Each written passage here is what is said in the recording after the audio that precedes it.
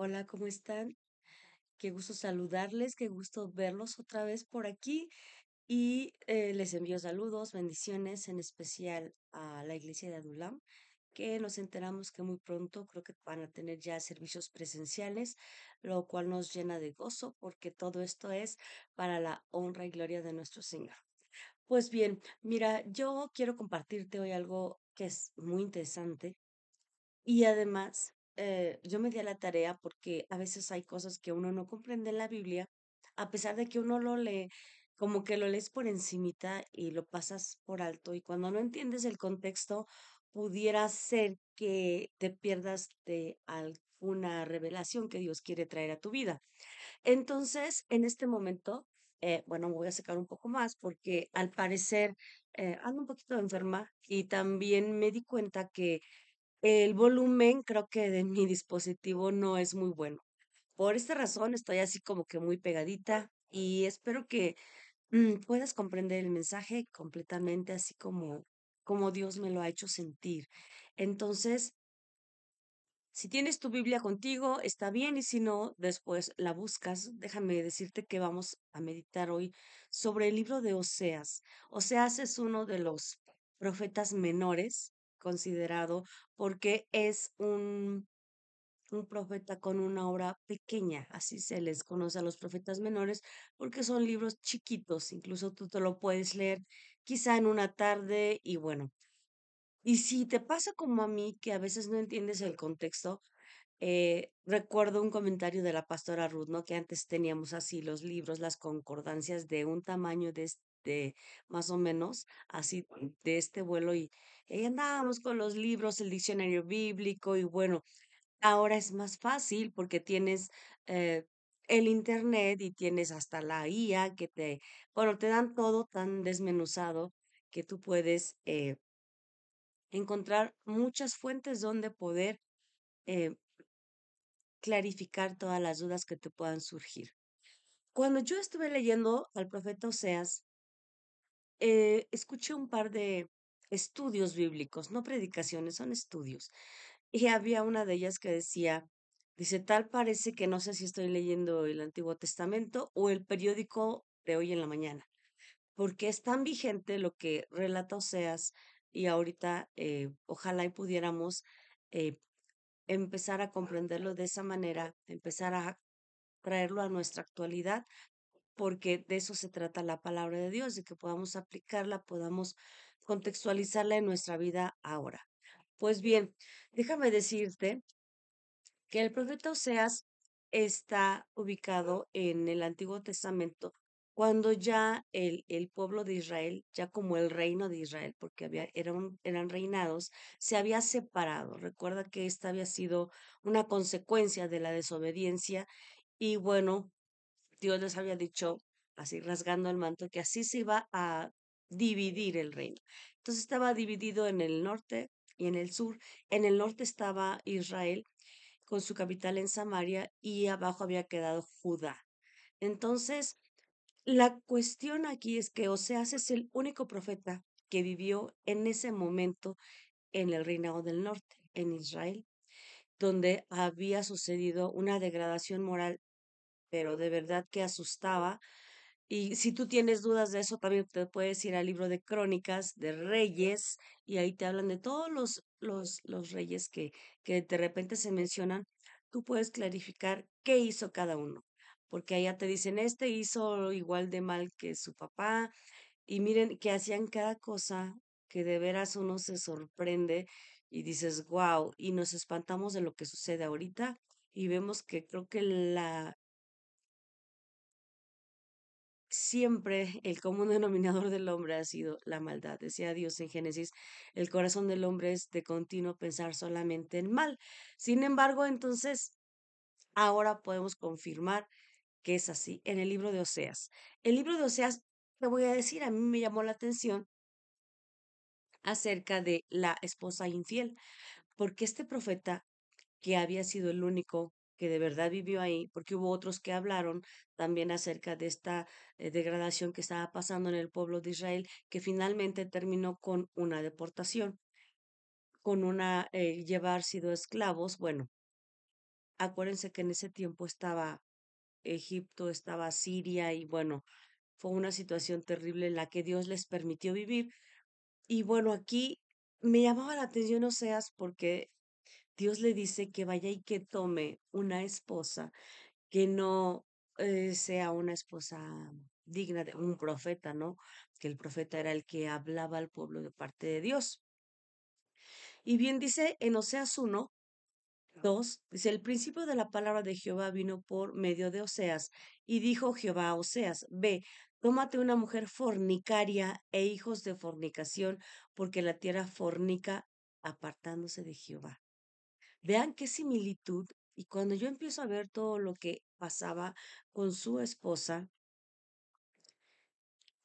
Dios estaba queriendo enseñar al pueblo que así como ellos habían pecado, ellos habían adulterado, ellos habían sido infieles, también, o sea, se iba a tomar a alguien con esa misma condición de infidelidad. Entonces él pudieron haber escogido a alguna muchacha de alrededores, una hija de familia. Dios le dice, no, yo quiero que tú vayas y tomes a una mujer fornicaria. ¿Por qué? Él era su siervo. Dice, tienes que entender mi dolor, tienes que entender lo que yo, como Dios, estoy sintiendo de lo que hace mi pueblo en cuanto a mí para que tú les puedas hablar, porque tenía que vivirlo. ¿Sí me explicó?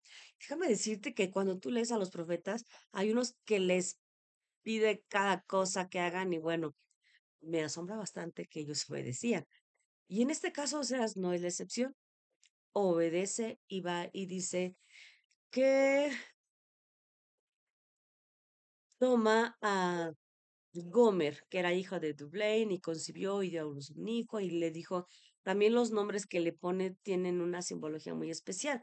Dice que le pone Jezreel porque quiere decir y haré cesar el reino de la casa de Israel, que iba a hacer cesar el reino, o sea, era una profecía que iba a suceder. Entonces, al hijo le pone así. Y después tiene otra vez otro hijo y es una hija, y le dice que le ponga por nombre Lo Ruama. ¿Qué significa lo Ruama? Que no me compadeceré más de la casa de Israel, sino que los quitaré del todo. Dios en ese momento estaba ofendido, decepcionado, y así como en este caso José también a sus hijos les puso de una manera muy especial, por ejemplo, Efraín, Dios me hizo fructificar. Bueno, en este caso le estaba diciendo, mira, le vas a poner este nombre a este hijo porque voy a cesar el reino, o sea, se les va a acabar su rey, su seguridad, la vida como la conocen, y además cuando tiene a su hija le dice, no me voy a compadecer, sino que los voy a quitar del todo. O sea, me voy a olvidar de ellos. Imagínate tú cuando estuvieras tan enojado con un hijo y dices que te desconozco como hijo, ya no me voy a acordar de ti, es como si no hubieras nacido. ¿Sí me explico? Entonces estamos viendo aquí eh, que viene una condición de Dios que de verdad, cuando tú lees el contexto dices, wow, sí se lo habían ganado, se lo merecían, por así decirlo. Pero no nos vamos a adelantar un poco, ¿no? Dice, y después de haber destetado al Brahma, concibe y también tiene otro hijo. Dice, y le vas a poner por nombre Lo Ami, porque no soy mi pueblo y ni yo voy a ser vuestro Dios. O sea, de plano así. Dice, mira, ya, ponle por nombre esto, porque estaba declarando por medio del profeta, Israel ya no es mi pueblo, ni yo voy a ser su Dios. Estaba como que rompiendo toda relación con el pueblo de Israel. Y bueno, estuvo terrible todo lo que esto sucede, pero lo más bonito que yo le llamo como una historia de amor, que se va esta mujer y luego él va por ella o sea, es terrible porque era una mujer pues no agradable y después va y la vuelve a comprar y dice en el capítulo 3. Y le dijo otra vez Jehová que fuera, ve y ama a tu mujer. Y dice en el verso 2, y la compré entonces para mí por 15 ciclos de plata y por un homer y medio de cebada. Bueno, estábamos viendo cómo esta mujer le era infiel, porque ahora después se va con una mujer adúltera, dice, y la compra y está hablando de una condición en la que a veces tú y yo podemos vernos reflejados. Le damos la espalda a Dios y Dios siempre va y nos perdona, Dios siempre está dispuesto. De repente viene alguna situación en la que tú y yo nos merecemos muchas cosas que nos pasen. Sin embargo, Dios siempre se vuelve a misericordia.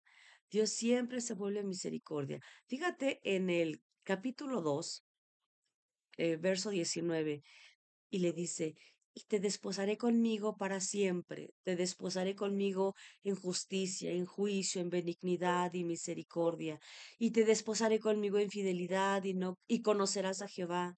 Y en aquel tiempo responderá, dice Jehová, y yo responderé a los cielos, y ellos responderán a la tierra. ¿Y no te parece todo esto muy romántico, muy poético?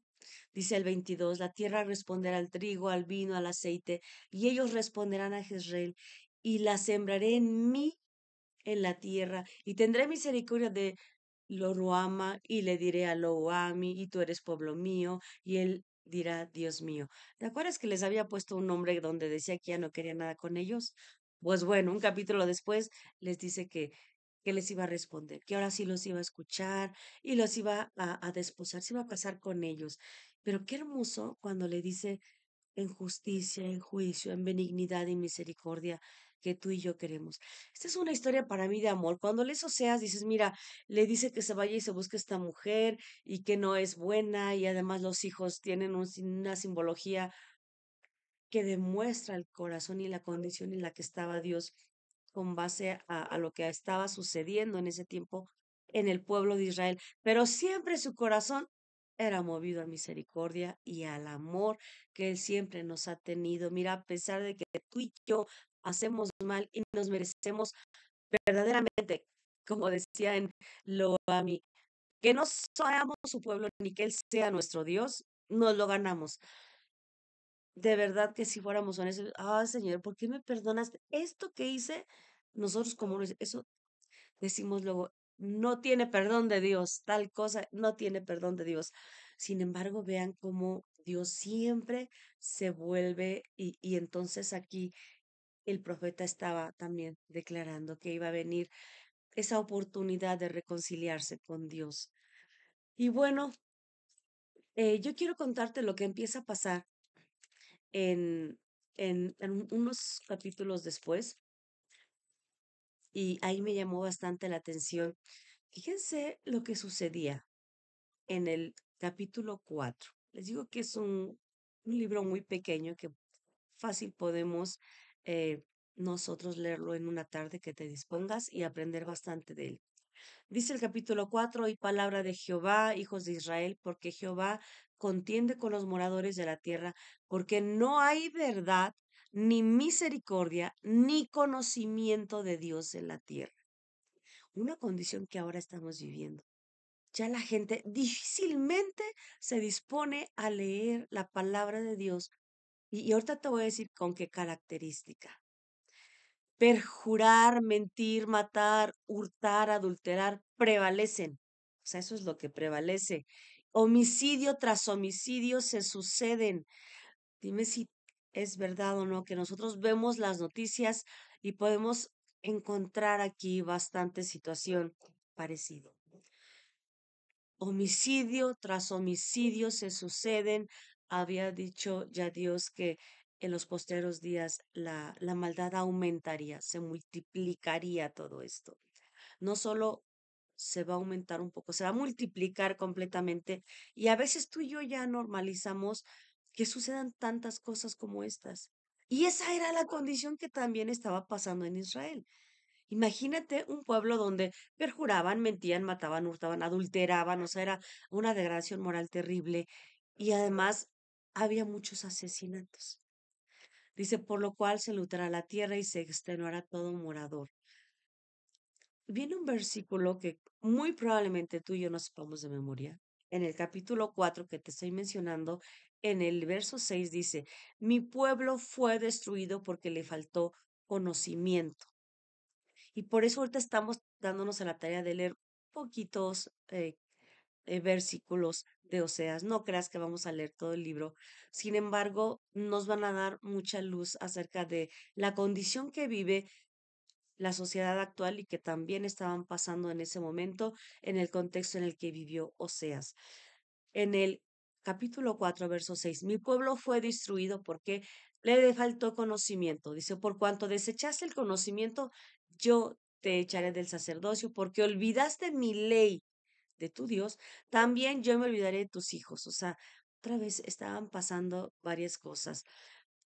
Conforme a su grandeza, fíjate, a la grandeza de su pecado contra mí, también yo cambiaré su honra en afrenta. El pueblo de Israel había sido un pueblo reconocido, sobre todo en la época de oro después de David, en la época de Salomón, donde construyen el templo, que hasta la reina de Saba iba y lo visitaba y lo consultaba. Bueno, habían tenido honra. Sin embargo, el haberse olvidado de Dios dice que iba a hacer que cambiaran esa honra en afrenta. Cuando Dios se va de ti, cuando te sales tú de esa cobertura, muchas cosas malas pueden pasar. Estás a merced de muchas cosas. Dice en el versículo 8, del pecado de mi pueblo comen y en su maldad levantan su alma. Y será el pueblo como el sacerdote. Le castigaré por su conducta y le pagaré conforme a sus obras. Comerán, no se saciarán, fornicarán, mas no se multiplicarán, porque dejaron de servir a Jehová. Fornicación, vino y mosto quitan el juicio. Bueno, aquí es de paréntesis, es cierto. Pregúntale a alguien que haya tenido problemas de alcoholismo y se nubla el juicio, a veces no saben ni lo que haces. Hay personas que no nada más alcoholismo, sino ya también drogadicción, que es lo que se está viviendo ahora con tantas drogas nuevas que está creando el hombre en medio de la perversión que le obliga a tener todo este tipo de situaciones y terrible, pierden el juicio, llegan a matar, llegan a cometer actos terribles y ni siquiera son conscientes de ello. Cuando después se dan cuenta, bueno, algunos se suicidan, se arrepienten y hay tantos casos que pudiéramos mencionar que nos quitarían tiempo de lo que queremos ahorita tocar. Y bueno, eh, estamos en el capítulo 4 y está diciendo, en en el libro de Oseas, se utilizan varias metáforas. Aquí en el capítulo 4 se le llama como novilla indómita. También se le dice asno montés, como paloma confundida, incauta, le dice. O sea, está utilizando varias metáforas para que el pueblo entienda por medio de esas alegorías cuál era su condición, cómo estaban. Cuando le dice asno montés, pues me imagino que era una situación en la que no tienen una rienda, no saben de sujeción a un amo, a un señor, como que andan libres, un asno montés. En este caso, novia indómita es lo mismo, una paloma incauta, pues alguien que anda titubeando, que no sabe ni qué hacer. Como nubla el juicio, todo lo que ellos hacían se la pasaban en borracheras. Hablan también de homicidios. Y cuando tú te vas al libro de Reyes y ves lo que pasaba en ese momento en el contexto de Oseas, hacían cosas terribles. De verdad, los reyes, ni uno solo en el reino del norte hizo algo bueno. En el reino del sur hubo algunos que hicieron lo bueno. Mm, pocos, pero en el reino del norte ni uno solo había hecho algo bueno, como dice la palabra de Dios, no hay ni uno solo, no hay quien eh, se apegue a Dios.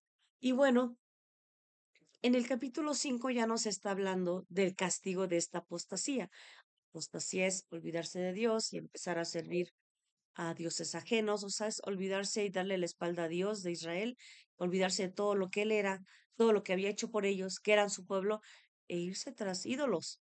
Y a eso Dios le llama fornicación y le llama también adulterio. Entonces, fíjate cómo en el capítulo 4 termina diciendo, Efraín es dado a ídolos, déjalo. Efraín se repite muchas veces aquí en Oseas porque era lo que estaba como en el común, lo más importante que estaba sucediendo tanto en Samaria como en Efraín. Israel, Samaria y Efraín como que siempre los está mencionando porque era una condición que se compartía. Ahora en el 17 le dice, Efraín es dado a ídolos, déjalo. Su bebida se corrompió, fornicaron sin cesar. Sus príncipes amaron lo que avergüenza. Y entonces aquí yo estaba meditando en los devocionales que tenemos como familia. Sus príncipes amaron lo que avergüenza. Príncipes está hablando de gobernantes. Príncipes te habla de personas en lugares de autoridad. Y ese tipo de personas que gobiernan aman lo que avergüenza. Dice en otra porción de la Biblia, le llamarán a lo bueno malo y a lo malo bueno. Ahorita nosotros tenemos gobernantes a nivel mundial y a nivel local que aman lo que avergüenza. Están de alguna manera permitiendo muchas cosas que están trayendo degradación moral al pueblo de Dios y a la sociedad en general. El pueblo de Dios se ha corrompido bastante. No convendría aquí mencionar algunos casos muy escandalosos que quizás a lo mejor ya sepas en las redes sociales, de situaciones en las que han intervenido siervos de Dios, porque es el común de la sociedad. Estamos hablando de homosexualidad, de lesbianismo, de abusos infantiles, de cosas terribles que pasan y que el gobierno aprueba matrimonios de ese tipo, que está aprobando leyes que te permiten abortar. Estamos viendo cómo ellos aman lo que avergüenza. Cuando tú ves los desfiles de la comunidad gay, de verdad a veces te asombras o te puedes sorprenderte y sin embargo ellos ahora son una comunidad muy fortalecida que tiene bastante fuerza, están muy empoderados y tienen el respaldo del gobierno. Entonces aquí vemos cómo dice que sus príncipes amaron lo que avergüenza. Y eso era una situación que estaban viviendo. Y después viene ya en el capítulo 5 castigo de esta apostasía de Israel. En este caso, bueno, empieza diciendo que va a haber un juicio y dice el versículo 2 haciendo víctimas y han bajado hasta lo profundo, por tanto yo castigaré a todos ellos. Dice el versículo 3 yo conozco a Efraín e Israel no me es desconocido, porque ahora, oh Efraín, te has prostituido y se ha contaminado Israel. Y no piensan en convertirse a su Dios, porque espíritu de fornicación está en medio de ellos y no conocen a Jehová. ¿Por qué no piensan en convertirse a su Dios? Porque dice que hay un espíritu de fornicación en medio de ellos. Hablando del hedonismo, que es algo que estamos viviendo ahorita, característica de esta sociedad que busca el placer, por agradarse nada más. Y entonces, ¿para qué voy a ir a una iglesia? ¿Por qué voy a dedicar mi tiempo a escuchar una predicación o poner un audio de de la Biblia hablada, leer un libro cristiano o un libro que me cultive la mente? No, si puedo irme a una fiesta, si puedo ver algo en internet, si tengo no sé, Netflix, tengo Amazon, tengo Disney, tengo tantas cosas en que distraerme, darme placer, para recrearme, algo que me guste. Mira, los videojuegos puedes pasarte horas, yo lo veo en adolescentes, en niños pequeños, y la gente se está olvidando de Dios, se está alejando. O sea, para ellos esto es algo aburrido, puede ser algo tedioso, puede ser algo que dices, no me agrada o implica, no sé, que deje de hacer ciertas cosas. Y no porque la iglesia te lo prohíba, sino porque Dios mismo te empieza a redarguir. Dice la palabra que el Espíritu es el que te va convenciendo de justicia, de pecado y de juicio. Entonces, cuando tú vienes a Dios y te metes en una relación con Él, él te muestra, es un espejo en donde te dice, esto no está bien, esto no te favorece, esto no te bendice, y entonces empiezas a decir, dice que la verdad te hace libres. ¿Por qué? Porque te haces esclavo de todas las otras cosas.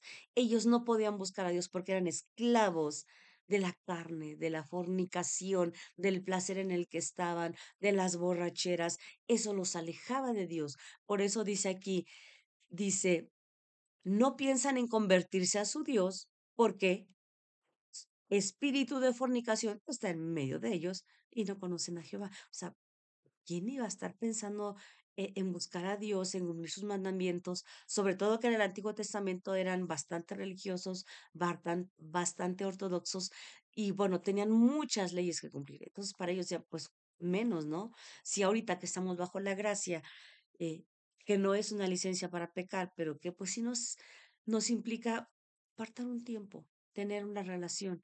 Es como el que está casado o está enamorado de alguien. Implica que lo veas, implica que le demuestres, que lo conozcas, que bueno, una relación se va cultivando, se va fomentando, es como una plantita a la que la vas regando para que crezca. Imagínate una relación con Dios en la que tú nunca te acuerdes de Él, a menos que te vaya mal, y entonces si digas, adiós, ayúdame. Dios, por favor, necesito esto. ¿Qué relación sería eso? Imagínate que estuvieras casado con alguien en el que nunca convives con él, nunca comparten cariño y solamente le dijeras, necesito dinero porque para tal cosa. No sería una relación de amor, de amistad, de comunión. ¿Sí me explicó? Entonces, esa relación que Dios quería tener con su pueblo, dice, como decía en el Antiguo Testamento, vosotros seréis mi pueblo y yo seré su Dios. O sea, estaban así como que en un compromiso, como en un matrimonio, que Dios utiliza mucho esta comparación, porque así es como una pareja que comparte muchas cosas. Sin embargo, ellos al dejarlo, dice, habían fornicado, habían adulterado, se habían olvidado y estaban en esa fornicación que Dios le llama, porque estaban en sus placeres, completamente olvidados de Dios. Dice en el verso 5, la soberbia de Israel le desmentirá en su cara. Israel y Efraín tropezarán en su pecado y Judá tropezará también con ellos. Querido amigo, el pecado nubla tu juicio y te hace equivocarte cada vez más. Entonces dice que van a tropezar en su pecado. Hay una parte en Salmos que dice que tropezarán por lo inmenso de su locura. Tropezarán, se equivocarán, errarán por lo inmenso de su locura, dice. Entonces, después de eso, dice ya en el capítulo 6, van a ser pocos los versos que vamos a leer, te lo prometo, ya vamos más de la mitad. Sin embargo, es importante que nosotros analicemos algunas eh, situaciones que a mí me llamaron la atención y que eso quiero compartirte hoy. Dice en el capítulo 6, eh, andaré y volveré a mi lugar porque hasta que reconozcan su pecado y busquen mi rostro, en su angustia me buscarán. Condición natural del ser humano. Hasta que no nos llega el agua, dicen, nos llega el agua hasta el cuello o más, te estás ahogando, dicen, hasta que das patadas de ahogado y entonces te acuerdas de tu Dios. Hasta que no estás en un funeral, en un hospital, hasta que no estás en una consecuencia de lo que tú has hecho, hasta entonces a veces nos esperamos para voltear hacia Dios. Doblamos nuestras rodillas, clamamos y nos arrepentimos. Sin embargo, si esto no sucede, mira, no nos acordamos de Dios. Sin embargo, aquí dice que en su angustia me buscarán. Y ciertamente así sucede. Y dice el 6, venid y volvamos a Jehová porque Él arrebató y nos curará, hirió y nos vendará. O sea, imagínate, decían que toda la culpa era de Dios, pero además reconocían que Él les iba a ayudar. Se nos dará vida después de 2 días y al tercer día nos resultará y viviremos delante de Él, que es una promesa mesiánica también. Eh, en el, en el capítulo 6, solo vamos a meditar hasta el capítulo 7. Dice el capítulo 6, porque misericordia quiero y no sacrificios, en el verso 6. Él no estaba pidiendo que cumplieran la ley, él quería que cambiaran su corazón, porque ellos estaban muy acostumbrados a ir y ofrecer holocaustos, mataban animales para la expiación de pecados, porque eso había sido su costumbre, y de repente Dios les dice, misericordia quiero y no sacrificio, conocimiento de Dios más que holocaustos, conócenme. No vayas a la iglesia, no vayas, como dicen uno, a bailar a chalma o de rodillas a la villa. No quiere ese tipo de sacrificios, ni que a lo mejor haga ciertas cosas como una religiosidad que a veces tenemos, ¿no? Nos congregamos los domingos, cumplimos, pero mira, así como entramos, salimos. Dice, no, yo quiero conocimiento de Dios, que tú me conozcas, que hoy decidas conocerme un poquito, porque yo te amo tanto, no sabes cuánto te amo. Yo quisiera que tú te enteraras. Sin embargo, ellos y nosotros también estaban más interesados en cumplir de manera religiosa con algunas situaciones que en nada favorecían cuando no nacían de su corazón. Y ahorita lo vamos a ver. Dice aquí, ya en el capítulo 7, esta sí quiero leerlo completo, ya lo vamos a terminar. Iniquidad y rebelión de Israel. Dice el capítulo 7, verso 1. Mientras curaba yo a Israel, se descubre la iniquidad de Efraín y las maldades de Samaria, que te decía que eran las ciudades que se mencionaban, porque hicieron engaño y entra el ladrón y el santeador y despoja por fuera, porque hicieron engaño. Por cuanto su condición estaba mal, y ya menciona Israel, Efraín y Samaria por nombre, el ladrón entra a tu casa y te roba. Sin embargo, el salteador es el que te asalta por la calle, por fuera, dice. O sea, cosas adentro de tu casa están mal, viene el enemigo, es como que decimos los cristianos, ¿no? Abrimos puertas y empiezan a suceder cosas adentro que nos roban la paz, a veces también son pérdidas materiales, a veces puedes decir, mira, se me descompuso el coche, lo choqué, me robaron, pasó esta situación, porque te expusiste a todo esto. El que habita al abrigo del Altísimo mora bajo la sombra del Omnipotente. Y entonces viene toda esta protección de la que habla el Salmo. Pero el que habita al abrigo y el que se sale de la cobertura, pues bueno, te puede pasar muchas cosas. Por eso dice aquí, ¿por qué? Porque hicieron engaño y entra el ladrón y el salteador despoja por fuera. O sea, les empezaban a pasar muchas cosas. Pero el verso 2 me llama tanto la atención. Y de verdad me duele porque a veces es una condición del corazón, es una condición permanente en la que estamos. Y no consideran en su corazón que yo tengo memoria de toda su maldad. Ahora les ruedarán sus obras que delante de mí están. No consideran en su corazón que yo tengo memoria de todo lo que hicieron. A veces tú y yo pensamos que cuando hicimos algo malo, Dios estaba distraído, volteó la cara, no se enteró. Sin embargo, sí se enteró. Dice Apocalipsis que hay un libro escrito con todas las cosas que hacemos, que daremos cuenta. Hay otra parte, dice que de toda palabra ociosa que sale de la boca del hombre también darán cuenta en el día del juicio. Dios tiene memoria, sin embargo, su amor es grande. No obstante, tenemos que partir de un reconocimiento y de un arrepentimiento. No tenemos que dar por hecho que la gracia nos permite seguir haciendo las cosas que sabemos que están mal, que sabemos que están mal. Y bueno, vienen consecuencias de nuestros pecados. La consecuencia está. Imagínate a alguien que comete, no sé, adulterio, fornicación, alguien que comete algo malo y de repente se contagia de una enfermedad, que así pasa, sobre todo en Sudáfrica, muchos niños nacen ya con SIDA y en la India y dices, ¿y el niño qué culpa tuvo, no? Es una consecuencia de la forma en la que viven. Y dice también aquí en Oseas, siembras tormentas, pero cosechas torbellinos. Siempre la cosecha es multiplicada. Tú siembras una semilla de un limón, crece el limonero y no te da un limón, te da muchos limones. ¿Sí me estoy explicando?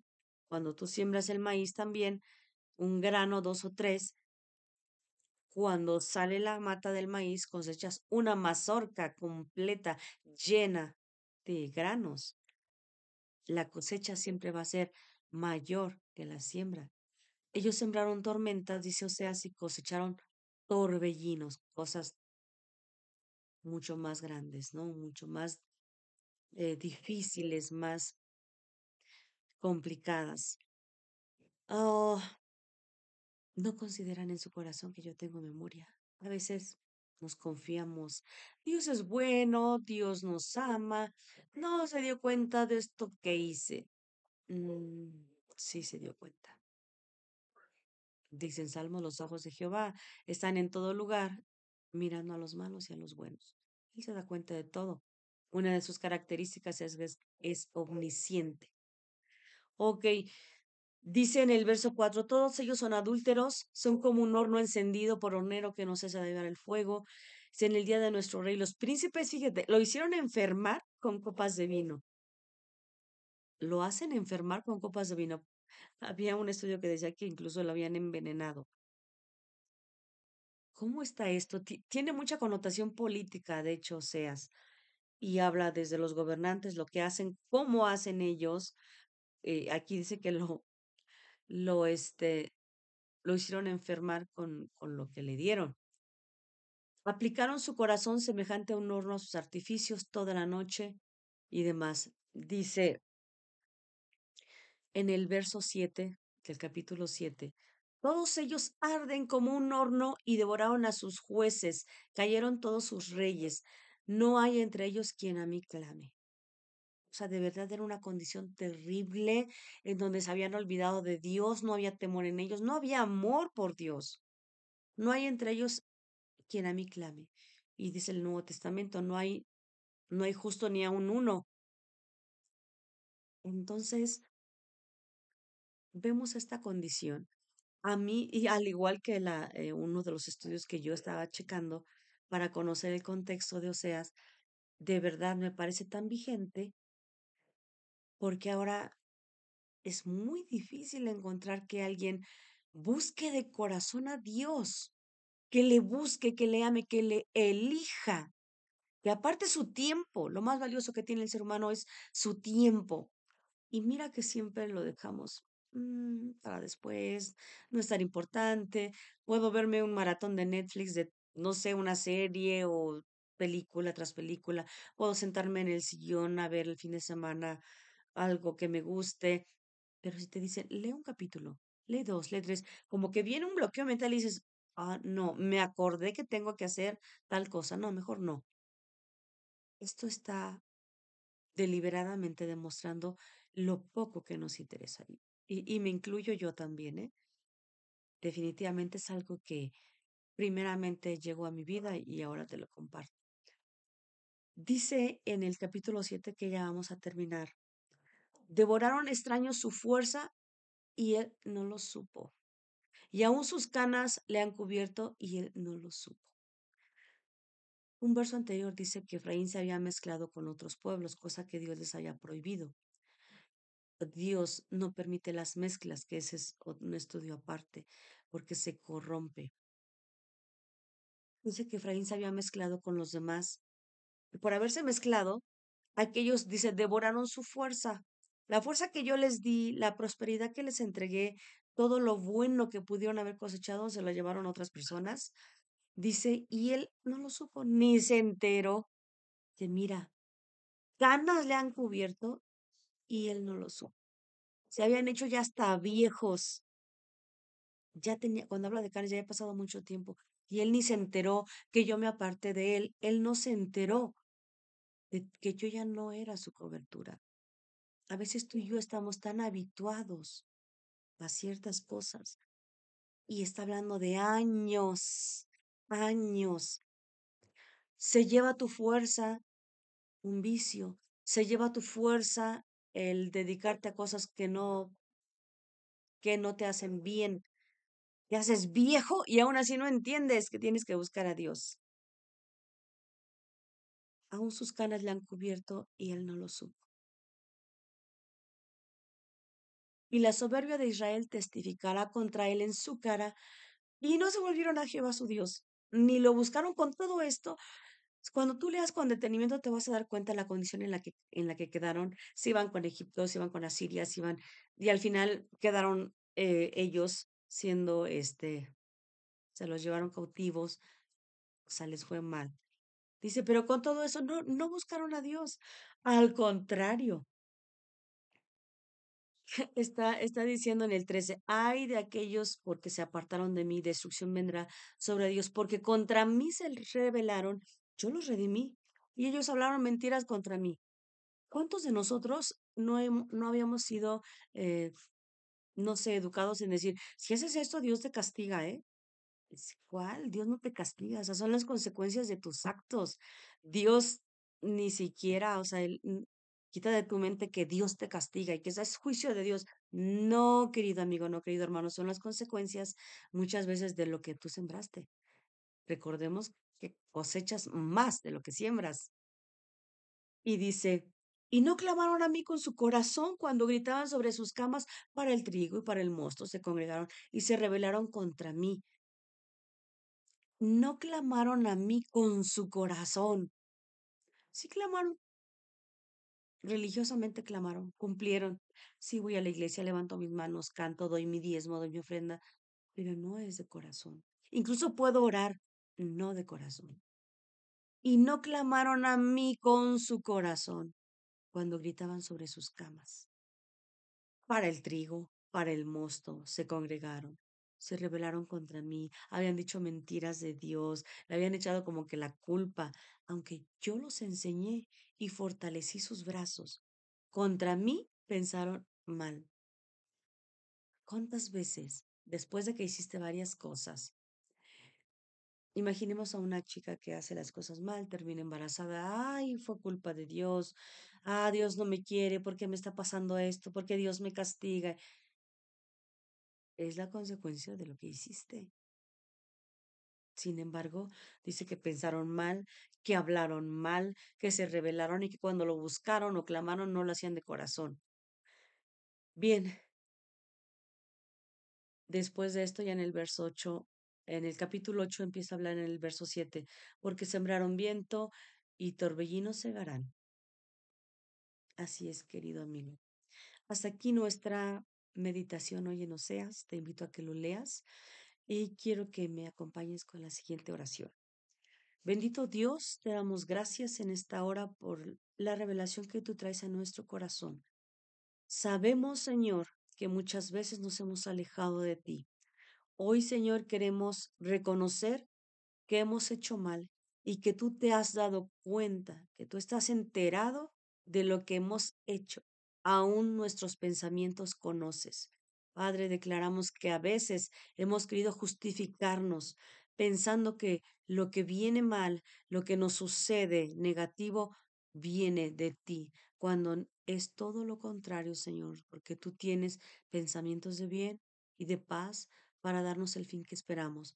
Pero a veces, Señor, cosechamos lo que sembramos en mayor cantidad. Y hoy, Señor, no queremos ser como este pueblo que, Padre Santo, no clama a ti de corazón.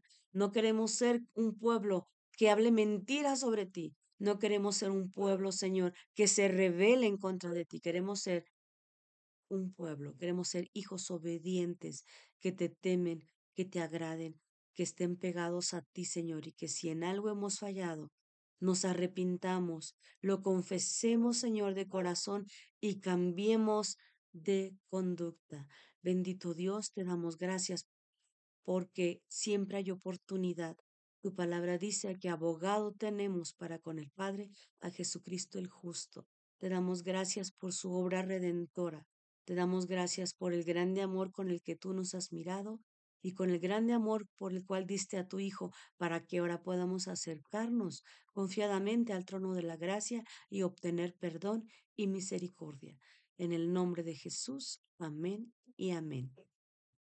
Te envío bendiciones, saludos, te deseo lo mejor y deseo que este breve mensaje, este breve estudio haya sido de bendición para tu vida. Hasta la próxima.